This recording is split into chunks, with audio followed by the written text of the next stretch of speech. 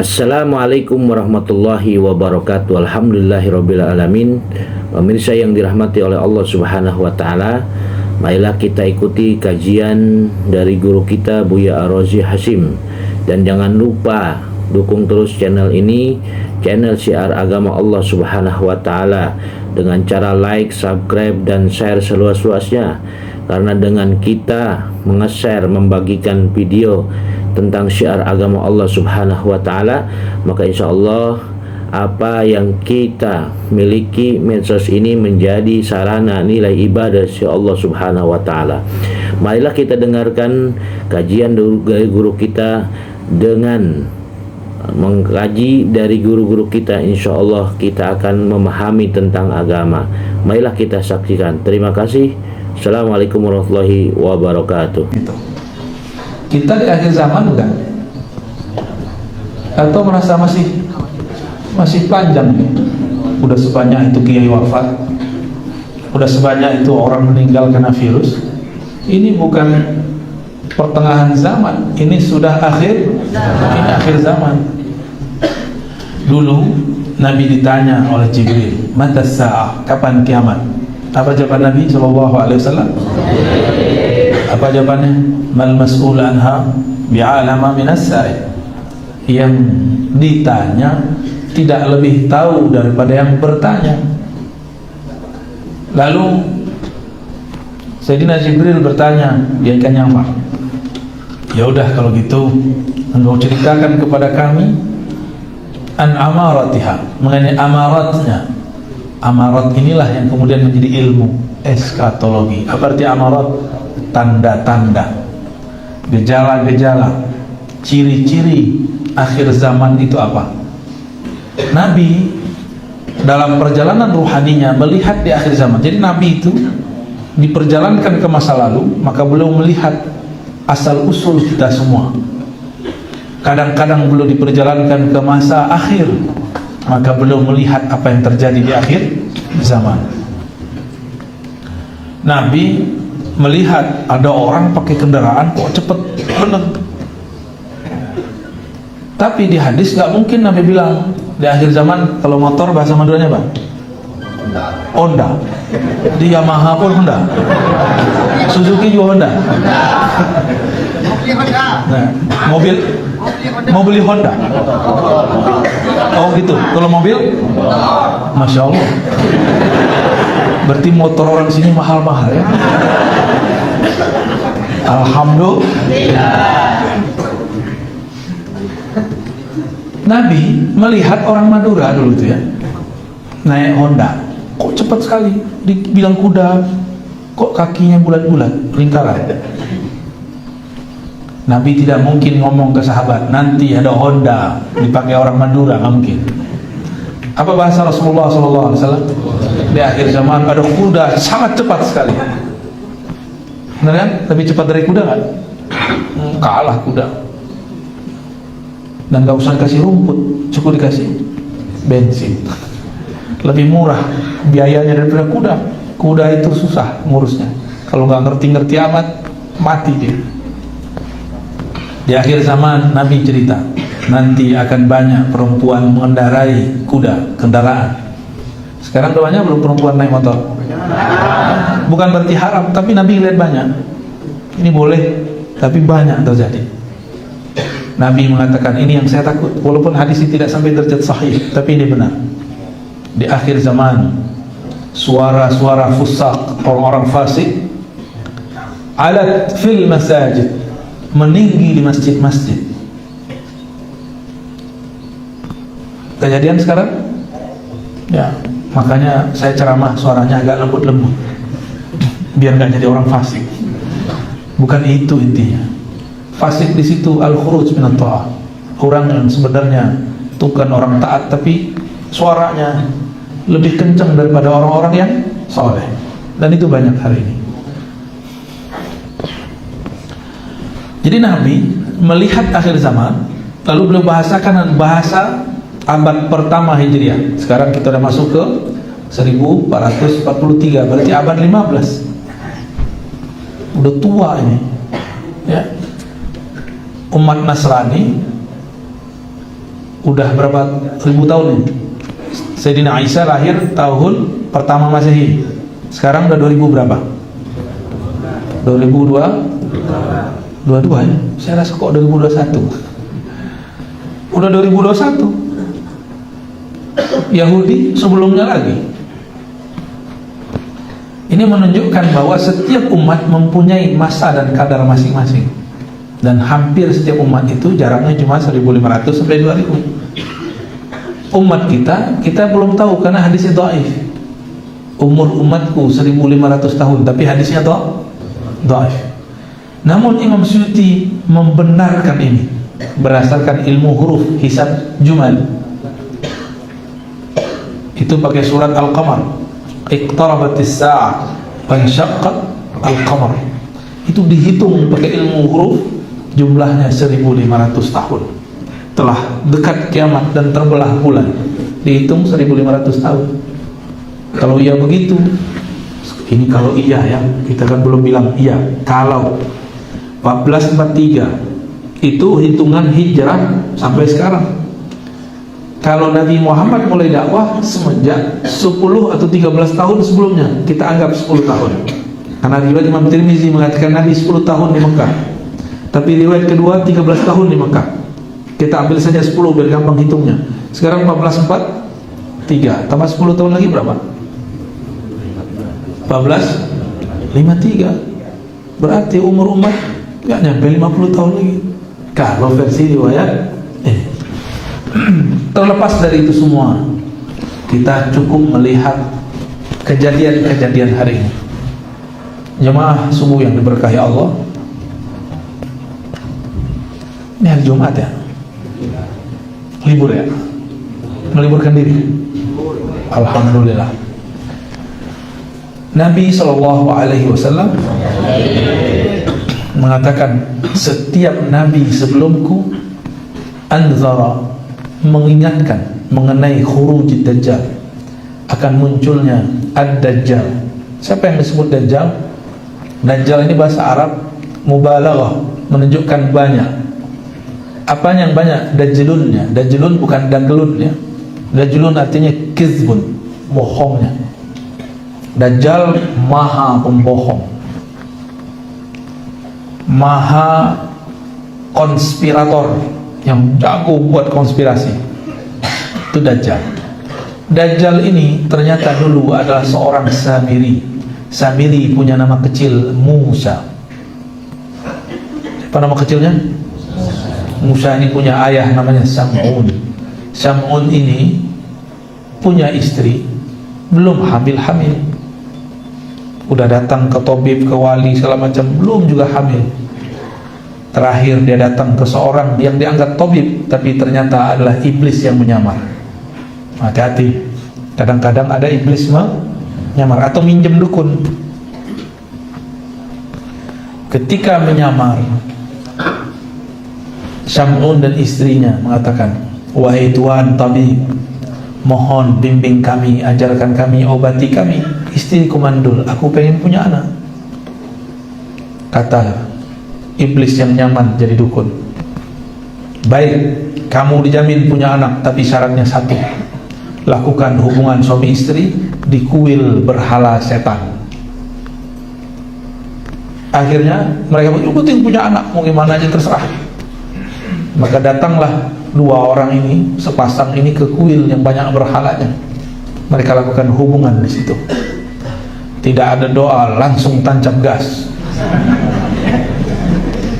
Ternyata setiap hubungan tanpa doa, langsung iblis ikut serta menikmati. Yang capek kita.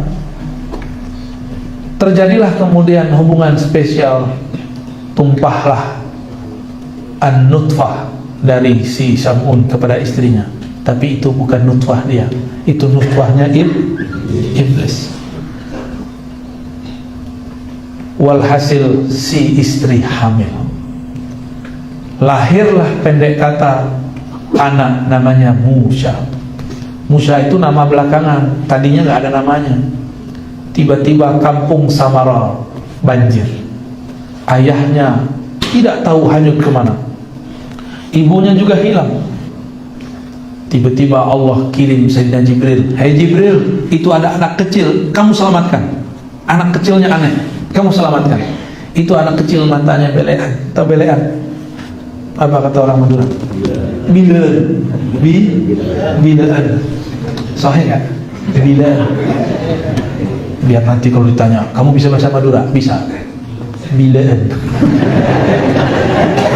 Langsung digampar sama ngomong. Dan ini anak sepertinya aneh, kakinya tidak berkembang. Maka diambil oleh Sayyidina Jibril, diajarkan zikir dan dizikirkan supaya sembuh. Seharusnya ini anak tidak selamat, tapi diselamatkan. Berarti Allah juga yang ingin menyelamatkan tuh. Seharusnya kakinya tidak bisa berdiri, tapi dizikirkan Sayyidina Jibril sembuh. Tapi sembuhnya setelah 10 tahun. Di umur 10 tahun matanya buka satu, bagian kiri, yang kanannya masih bileun. Sahih? Sahih. Jadi orang Madura ya. Lalu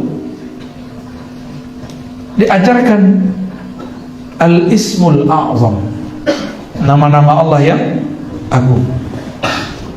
Ternyata si Samiri ini diajak ke suatu pulau. Di pulau itu dia dididik oleh Sayyidina Jibril menundukkan binatang-binatang, mengendalikan pohon-pohon, dan menguasai gerak air dan udara. Mirip Avatar ya? Mirip, tapi bukan Avatar. Dia nggak bisa juga. Akhirnya diajarkan lagi zikir. Ketemu ular, ularnya yang dia patok, bukan ular yang matok dia. Ketemu apa aja, semuanya habis, cukup dia zikirkan, hancur.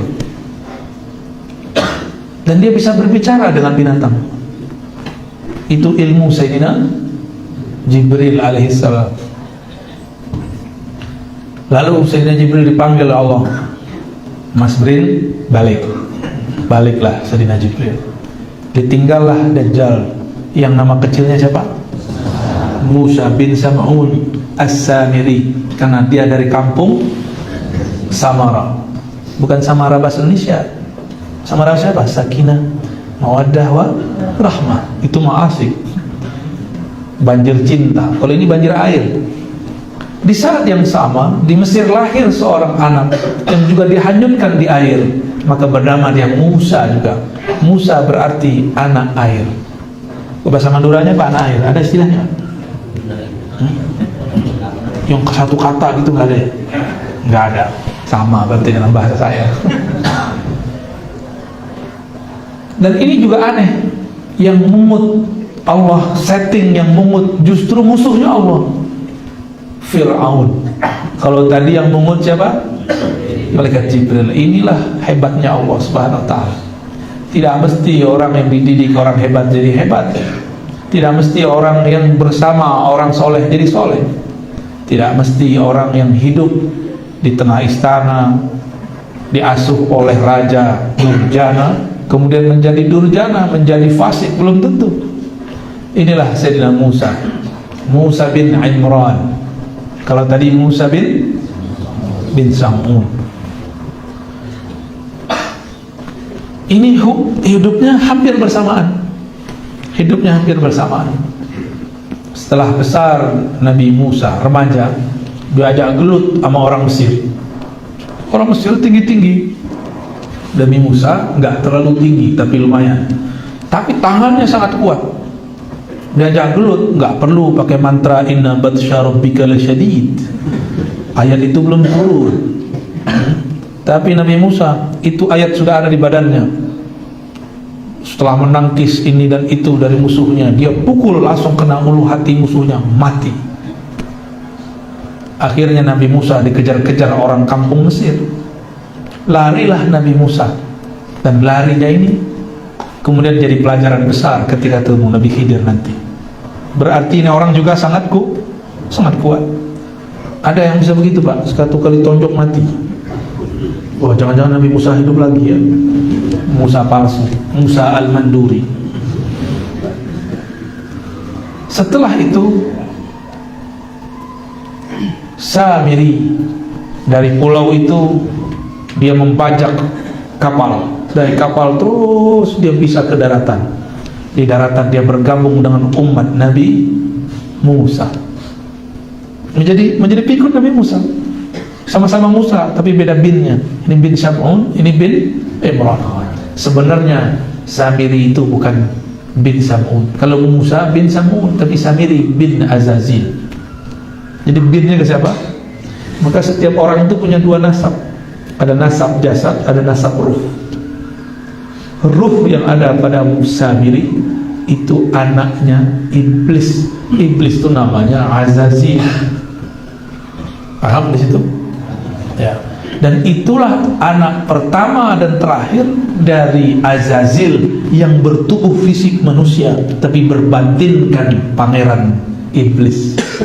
Ini bukan dongeng loh Pak ya, cuma ceritanya saya buat seperti dongeng supaya gampang masuknya.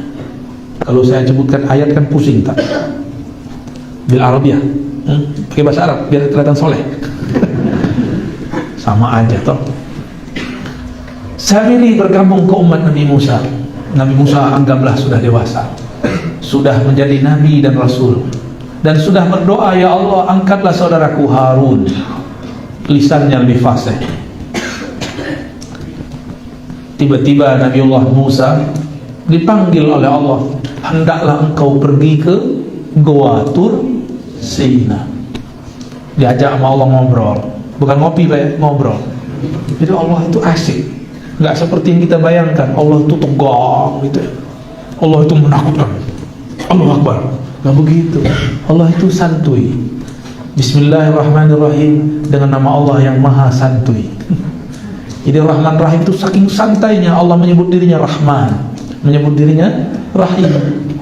Giliran kiai kok galak-galak amat, Allah aja nggak galak kok. Galak itu hanya pada saat tertentu. Jadi ustadz, jadi kepala rumah tangga kok galak-galak amat. Jangan terlalu galak, jangan terlalu keras. Allah itu menyebut dirinya Rahman Rahim lebih sering daripada Qahar Jabbar. Ikutlah Samiri di kelompok umat Nabi Musa. Nabi Musa dipanggil. Berapa hari dipanggil? Awalnya 30 yauma, 30 laila, 30 malam. Tapi Nabi Musa dilarang gosok gigi. Hari ke-30 dia sadar, asik 30 hari gak makan, gak minum, gak tidur, hanya berbicara dengan Allah Subhanahu wa ta'ala. Nabi Musa kemudian sadar, loh kok mulutnya bau jigong. Bau jigong? Ini mulutnya pada harum apa bau? Harum. Tapi kalau deketin pingsan gitu ya. Sayyidina Musa sadar, bau juga nih. Setelah itu beliau ambil akar yang kita sebut sekarang akar siwak, akar pohon karot namanya. Maka beliau bersiwak. Turunlah Sayyidina Jibril menegur, hei Musa, siapa yang nyuruh kamu bersiwak? Allah nyuruh kamu berbicara dengannya. Ya sudah kalau gitu, sempurnakan jadi 40 hari. Begitu disebutkan dalam riwayat yang dinukil oleh Imam As-Surawardi dalam Awariful Ma'arif. Setelah 40 hari Sayyidina Musa pulang ke kampungnya Bani Israel. Dia lihat, kok orang gak ada yang sholat. Semuanya pada datang ke suatu tempat di lapangan. Di lapangan itu ternyata ada replika sapi, anak sapi, ada ijil. Dan orang-orang sujud kepada ijil, karena ijil ini kelihatan bisa ngomong. Ternyata ada Musa kedua di sana yang namanya Samiri. Si Samiri dia bisa ilmu zikir dan dia menggunakan zikirnya untuk memindahkan suara dari kolbunya ke sapi kecil, patung sapi. Akhirnya orang-orang melihat bahwa sapi kecil itu bicara. Maka mereka menyembah sujud kepada sapi kecil. Terlihat oleh Nabi Musa, langsung Nabi Harun dicari, saudaranya. Nabi Harun ini jenggotnya, nggak ada orang Madura panjang jenggot seperti itu ya. Jenggotnya semuanya jenggot pandemi. Udah minimalis semua udah. Jenggotnya kena vaksin Pak. Jenggot Nabi Harun sampai ke dadanya. bahkan sampai ke pusarnya dalam riwayat. Oleh Nabi Musa langsung ditarik jawabnya. Kau ini nggak bertanggung jawab, nggak becus. Ditinggal cuma 40 hari. Lihat umat sudah menyembah berhala namanya sapi kecil. Apa kata Nabi Harun? Ya bena ummi, wahai anak emakku. Wah, itu panggilan sangat mujarab tuh, nyebut emak. Langsung Nabi Musa lepaskan. Nabi Harun kemudian mengatakan, aku tidak sanggup untuk membimbing mereka karena ada orang bernama Samiri. Padahal Samiri kalau ngomong gak jelas, matanya belean satu, orangnya gak tinggi, pendek tapi kekar, sakti. Sedangkan Sayyidina Harun badannya luar biasa, gagahnya orang ini, berkarisma karena jenggotnya panjang. Beliau tidak sanggup membimbing umat walaupun pintar berpidato. Jadi Nabi Harun ini kalau pidato lebih cakep dari Nabi Musa. Tapi ternyata pidato tidak cukup untuk merubah umat. Setelah itu Nabi Musa datang ke umatnya. Umatnya kemudian pada sadar semua, oh iya ya, kenapa kami menyembah anak sapi kecil? Sebagai tanda tobat mereka, fattulu anfusakum, maka bunuhlah diri kalian sendiri. Maka mereka bunuh dirinya. Itulah tobatnya Bani Israil yang menyembah berhala, menyembah al-ijl, anak sapi kecil.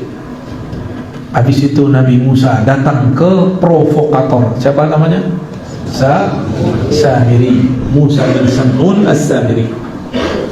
Nabi Harun jenggotnya ditarik. Yang syirik mereka disuruh bunuh diri. Tapi giliran Sam'un, Musa bin Sam'un, Nabi Musa cuma ngomong gini, ma khatbuka ya Samiri, apa yang kau katakan wahai Samiri? Kok jadi lembut? Kok nggak keras? Kok nggak jenggotnya ditarik? Kalau perlu kepalanya dipukul? Enggak. Ternyata Nabi Musa dapat wahyu, itu bukan musuhmu hai Musa, itu musuh umat Muhammad di akhir zaman. Nabi Musa aja nggak dapat hak untuk mengalahkan Samiri. Bayangkan, Nabi Harun kalah oleh Samiri, Nabi Isa hampir terbunuh oleh Samiri, Nabi Zakaria dibelah badannya waktu masuk ke dalam pohon oleh Samiri, Ashabul Kahfi hampir terbunuh oleh Samiri. Samiri semua itu yang bekerja itu. Wah, kenapa dia itu? Ada kecoa kali ya? Serius amat Pak. Ya, lagi membayangkan Samiri ya. Ada yang tidur nggak? Terkecaplok sama Samiri itu. Bangun, ini cerita penting, ini cerita sahih, ini kisah sahih. Nabi Isa itu dikabarkan, hei Isa, di tanganmu lah nanti Samiri terbunuh. Samiri juga dapat kabar waktu dia masih kecil. Nabi Musa juga masih kecil, Jibril datang ke Samiri. Itu Jibril bawa dan ngasih kabar, hei Samiri, nasibmu nanti berakhir di tangan Isa. Maka si Samiri ini dia pergi setelah dibentak Nabi, bukan dibentak, disapa Nabi Musa, dia kemudian pergi. Tak tahu dia melalang buana kemana.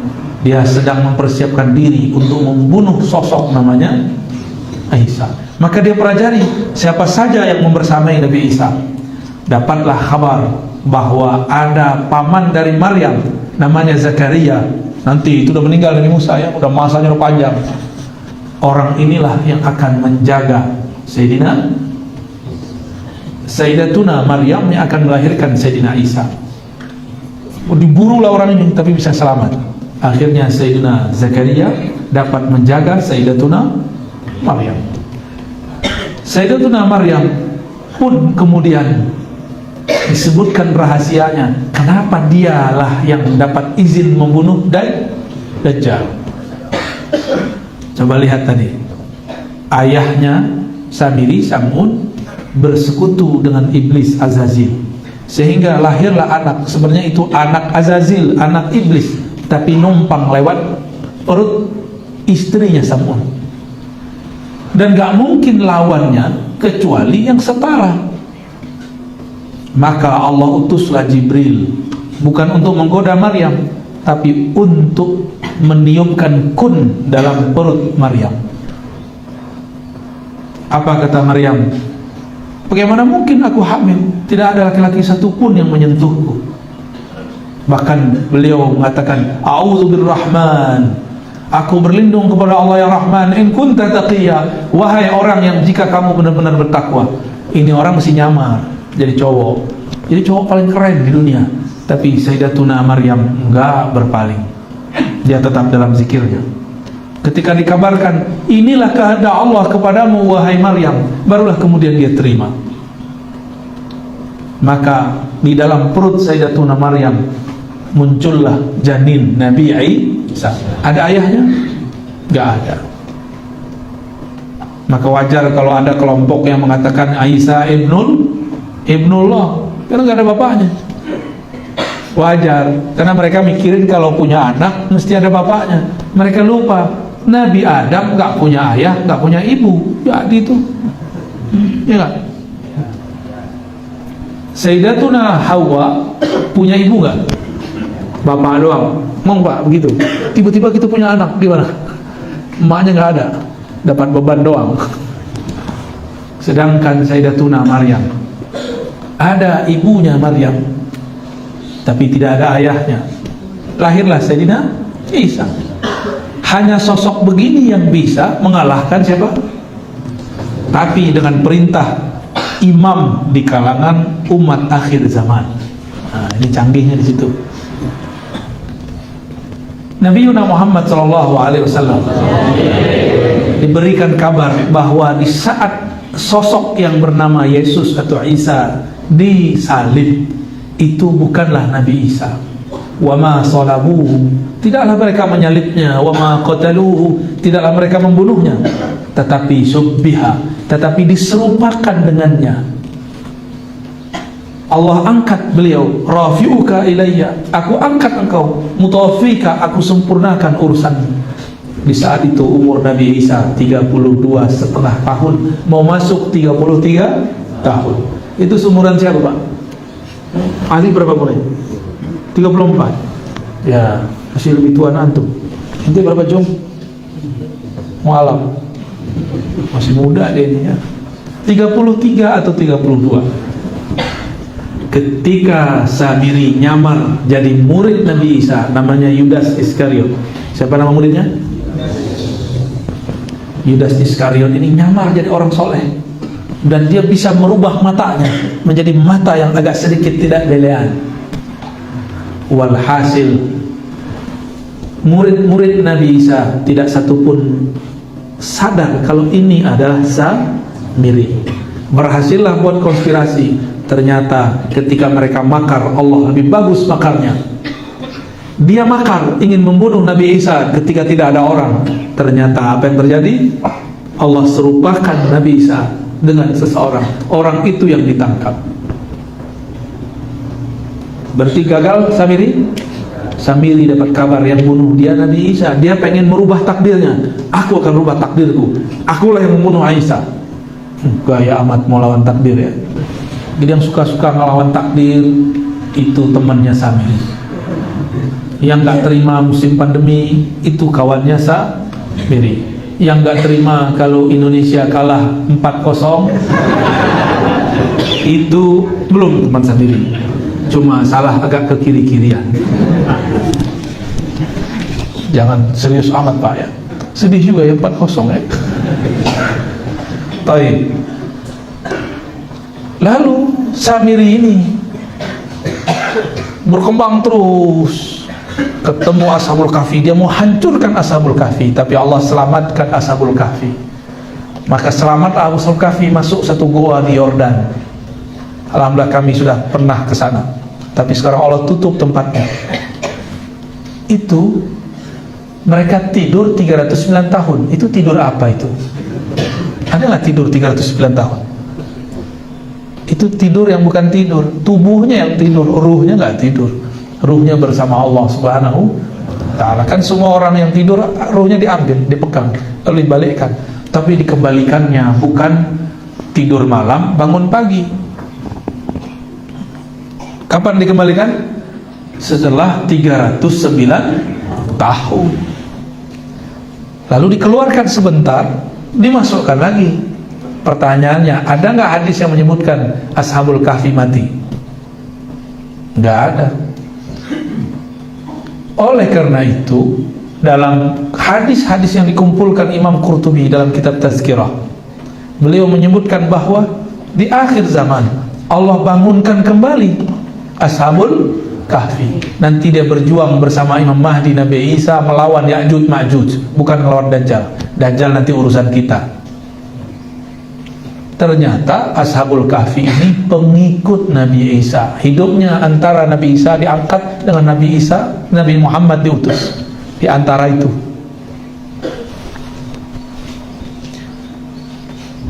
Jadi serius begini ya. Emang ceritanya serius ya? Asik. Emang dari dulu kita suka diceritain ya. Kita lanjut ceritanya. Kata orang sebelah, Ar-Razi sedang mendongeng. Dongeng yang soheh nggak apa-apa ya. Lahirlah Sayyidina Muhammad SAW. Jangankan iblis di bumi, bahkan pintu langit pun ditutup dari mereka. Dulu planet-planet itu adalah tempat nongkrongnya iblis dan jin. Itu jin nongkrong di sana. Canggih ya tempat nongkrongnya. Cafe Pluto, kan seru tuh. Resto Venus, kayaknya seru ya. Dan yang bisa terbang ke sana itu adalah keturunan-keturunan Azazil atau Banul Jan yang dulu punya zikir-zikir hebat di masanya, maka sayapnya tumbuh banyak dan dia bisa terbang kemana-mana, cepatnya bukan main. Ketika Sayyidina Muhammad SAW lahir, apa kata busnya jin? Jadi itu kayak bus, kayak pembawa berita, kayak satelitnya jin. Kata mereka, wahai para dukun, semenjak lahir sosok yang ada di Mekah itu, langit kita sudah ditutup, sudah diboikot. Kami tidak boleh lagi nongkrong di Cafe Pluto. Kami nggak, ya di lockdown ya. Itu langit sudah di lockdown. Padahal nggak ada pandemi. Jadi pandemi awal sudah terjadi di kalangan jin. Jin tiba-tiba menjadi buta, nggak bisa lagi cerita besok terjadi apa. Jadi ngapain jin itu di sana? Itu kalau malaikat ngomong di atas, itu bisa kedengeran. Mereka telinganya dideket-deketin. Oh besok kejadian begini, dia turun. Pas turun, dia kabarkan aulia usyayatin, wali-wali setan, dukun-dukun, bukan dukun beranak, dukun-dukun syirik. Kalau dukun beranak itu yang dulu bapak lahir sama dukun beranak kan? Iya. Kalau ini sama dukun Eropa ini. Ya, dokter bidan ya, itu dukun Eropa itu. Sama-sama dukun kan? Kalau ini dukun sakti yang bisa dia berkoneksi. Jadi batinnya bisa komunikasi sama jin. Ada yang bisa komunikasi sama jin ya? Kalau ada, jangan-jangan ya. Jangan-jangan pengikut si DJ ya. Tuan Dajjal. Bukan Tuan Takur, Pak. Itu orang Madura kalau nonton India, yang diingat cuma Tuan Takur. Ketika turun, mereka kemudian mengabarkan, itu pintu langit ditutup dan semua yang bisa terbang ke langit mengatakan ditutup. Ada satu yang nggak percaya, masa sih? Saya mau coba tembus. Dia tembus, betul. Itu atmosfer lewat sama dia. Tapi apa yang terjadi? Baru saja keluar bumi, tiba-tiba malaikat tembak dia pakai ketapel. Cung. Dalilnya mana? Ada dalilnya, surah Al-Mulk. Walaqad zayyana as-samaa'a ad-dunya bimasabiha wa ja'alnaha rujuman lisyayatin. Saya ngarang atau ada dalilnya? Allah yang ngarang, ini bukan Ar-Razi yang ngarang. Itu bintang-bintang meteor-meteor dijadikan rujuman untuk nembak setan-setan nakal. Jadi jin itu kalau nakal langsung jadi setan. Kalau dia benar, dia langsung jadi muslim. Dan yang jin muslim tidak banyak. Ya, ini ada yang ikut Pak jin muslimnya Pak. Mau dikasih tahu? Tak kabur semua, sotoy. Usut punya usut. yang bersayap paling bagus disuruh keliling bumi. Kamu keliling bumi, siapa yang sedang lahir? Dilihat, banyak yang lahir tapi nggak ada yang aneh. Tahu-tahu di satu tempat padang pasir ada air Zam-Zam, tidak jauh dari sana lahir seorang keturunan Nabi Ibrahim bernama Sayyiduna Muhammad sallallahu alaihi wasallam. Ketika itu lahir, cahaya memancar darinya. Bergetarlah kekaisaran Romawi, istana raja-raja Persia, bahkan banyak negeri saat itu kemudian mengalami goncangan. Majusi punya menara api, apinya padam pada tidak pernah padam selama-lamanya. Baru kali itu padam.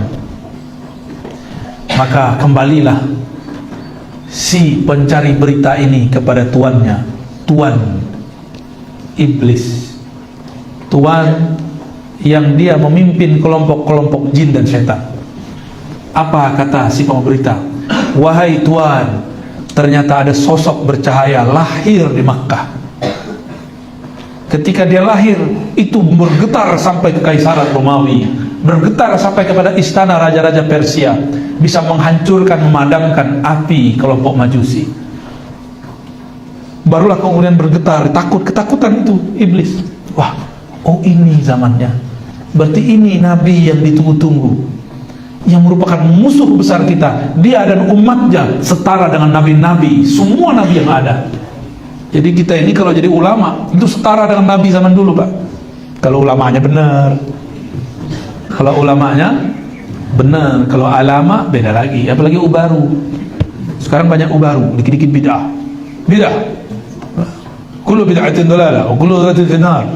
Kayaknya dia doang yang bisa baca hadisnya. Sadarlah mereka. Di saat itu Allah kemudian ambil si Dajjal yang sedang mencari-cari, dikerangkeng di satu pulau, dirantai. Saat dia dirantai, Tamim Ad-Dari sempat melihatnya. Jadi Tamim Ad-Dari ini pelaut. Ketika dia terdampar di satu pulau, nggak tahu pulaunya di mana, dia melihat sosok Dajjal. Saat itu masih dirantai. Sekarang dia lepas, Pak, dari rantainya. Sekarang si Dajjal sudah lepas dari rantainya. Dia sudah tinggal lihat mana negeri yang mau dihancurkan. Dia cukup mengarahkan badannya dan dia membacakan lapar-lapar tertentu. Dia mengirim sinyal-sinyal kepada aulia-aulianya, asisten-asistennya. Maka cenayang-cenayangnya terima. Masuk kabar. Mirip seperti wahyu. Dan orang ini dianggap wali di kelompoknya. Kelompoknya saya tidak boleh sebutkan, ya, karena masih rahasia juga. Takut juga kita masih salah, ya. Kita sedang tunggu kelompok ini muncul. Dan selama ini menunggu, muncullah mereka dalam bentuk penyebaran pandemi. Jadi pandemi ini kerjaan mereka ini. Ada nggak negara yang nggak kena pandemi, Pak, sekarang? Ada nggak? Nggak ada. Semuanya kena. Berarti ini bukan perang biasa. Ini sudah perang luar biasa. Saya nggak nakut-nakutin, Pak. Ini sudah luar biasa. Waktu pandemi yang kena orang Depok, yang ditutup komplek di Madura, benar nggak? Untung masjidnya tidak ditutup, komplek aja, biasa anak komplek. Sok higienis, tahu higienis nggak? Kemana-mana harus pakai hand sanitizer. Padahal kalau sering-sering pakai masker, ini berbahaya juga untuk paru-paru. Udara sebagus di Madura, emang bagus ya? Masih banyak pohon, sama jin-jin pohon juga masih ada di situ. Masih banyak hijau-hijau begini. Tiba-tiba kita disuruh pakai masker. Ini emang betul-betul kok tiba-tiba kita mau aja, ya? Ya sudah.